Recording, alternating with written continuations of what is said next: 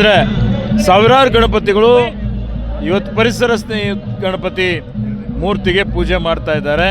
ನನಗೆ ಅದು ಭಾಳ ಖುಷಿ ತಂದಿದೆ.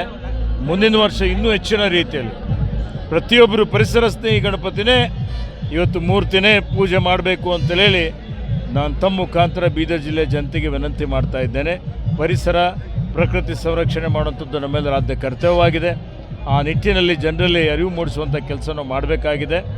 ಅದಕ್ಕಾಗಿ ಆ ಗಣಪತಿಯ ಆಶೀರ್ವಾದ ಇವತ್ತು ನಮ್ಮ ಮೇಲೆ, ನಮ್ಮ ಜಿಲ್ಲೆಯ ಮೇಲೆ, ಸಮಸ್ತ ನಾಡಿನ ಜನತೆ ಮೇಲೆ ಇರಲಿ. ಎಲ್ಲರಿಗೂ ಸುಖ, ಶಾಂತಿ, ಸಮೃದ್ಧಿ, ನೆಮ್ಮದಿ ಸಿಗಲಿ. ವಿಸರ್ಜನೆ ಕಾರ್ಯಕ್ರಮ ಮಹೋತ್ಸವ ಭಾಳ ಶಾಂತಿ ಸುವ್ಯವಸ್ಥೆಯಿಂದ ಆಗಲಿ. ನೆಮ್ಮದಿ ಯಾರೂ ಕದಡಬಾರದು. ಸರಿಯಾದ ಸಮಯಕ್ಕೆ ಈ ವಿಸರ್ಜನೆ ಮುಗಿಸಿ ಇವತ್ತು ಸುರಕ್ಷಿತವಾಗಿ ಇವತ್ತು ತಮ್ಮ ತಮ್ಮ ಮನೆಗೆ ಹೋಗಿ ಈ ಪ್ರಾರ್ಥನೆ ಮಾಡಬೇಕು ಅಂತ ಮತ್ತೊಮ್ಮೆ ವಿನಂತಿ ಮಾಡ್ತೇನೆ. ಸರ್ ವಾಯ್ಡರ್ ಸರ್ ಫೋಟೋ ಸಿಗಲ್ಲ ಸರ್. ಸರ್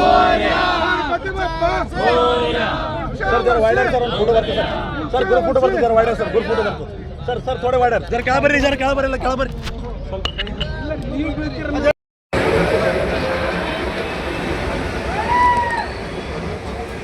क्षेत्र के आदरणीय विधायक श्री डॉक्टर शैलेंद्र बेताल जी का वो फूलों से मंत्री, माजी विधायक आदरणीय मंडप्पा कासिमपुर जी का यहाँ पर श्री सूर्यकांत शेट्टी जी को मैं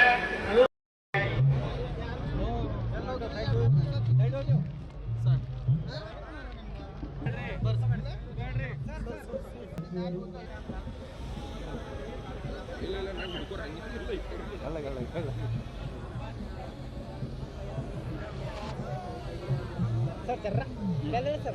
हाँ सर चल रहा सर।